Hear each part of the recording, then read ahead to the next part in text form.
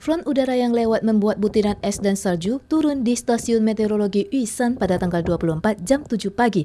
Hamparan salju putih yang turun selama 1 jam pada suhu sekitar 0,7 derajat menimbun setebal 1 cm. Sementara udara di Taiwan Utara basah dan dingin sepanjang hari, tetapi kelembaban akan berkurang di malam hari. Untuk menangkap kelembaban yang dibawa oleh gelombang front kali ini, semua waduk di Taiwan memulai operasi hujan buatan. Di antaranya, waduk Shimen telah menerapkan operasi hujan buatan sebanyak 10 kali tahun ini. Melalui gelombang front yang lewat dan menguatnya angin monsun timur laut, selain waduk di kawasan utara seperti Shimen, Pausan Kedua, Yonghesan, Mingte, Liuyuan, Tianlunpa, dan Kuguanpa, waduk di kawasan selatan seperti Lenyitan, Zhengwen, dan Jiaxianyan juga memanfaatkan potensi awan untuk meningkatkan curah hujan buatan. Gelombang curah hujan ini menguntungkan seluruh Taiwan.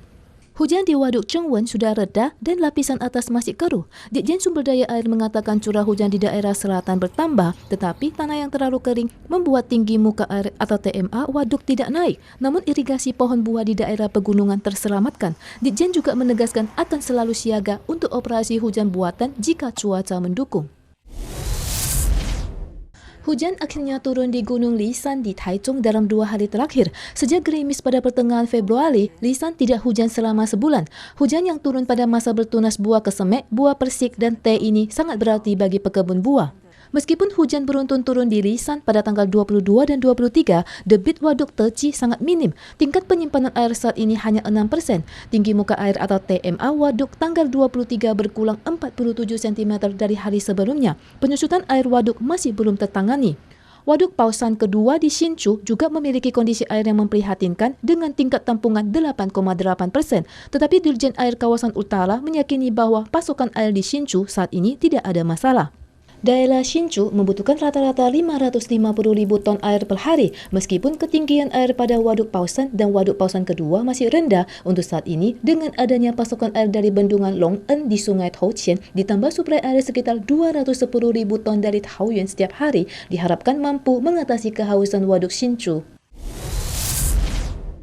Vaksinasi COVID-19 dengan vaksin AstraZeneca di Taiwan telah dimulai. Pada hari pertama, sebanyak 1.578 staf medis menerima vaksin dosis pertama. Sejauh ini, 4 orang mengalami reaksi demam dan sakit kepala.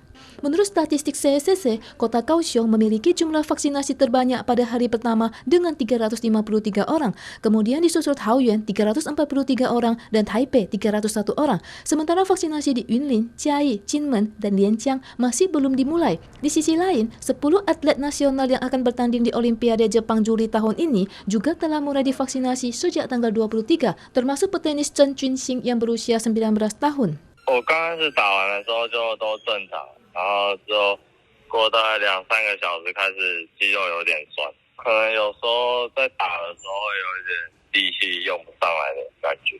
Mengenai kasus impor COVID-19 dari Taiwan ke Shanghai beberapa hari yang lalu, CCC dalam penyelidikan menemukan bahwa pasien adalah awak kapal yang sekapal dengan kasus terkonfirmasi 954, 998, dan 999 yang terdaftar dalam karantina mandiri. Ia yang memiliki hasil tes negatif setelah selesai masa karantina kembali dinyatakan positif setelah tiba di Shanghai.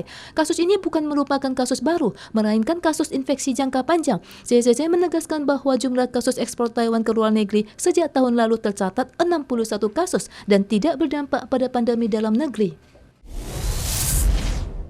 Anda hanya perlu memindai paspor dan boarding pass, kemudian melepaskan masker untuk diidentifikasi dalam melewati pos bea cukai.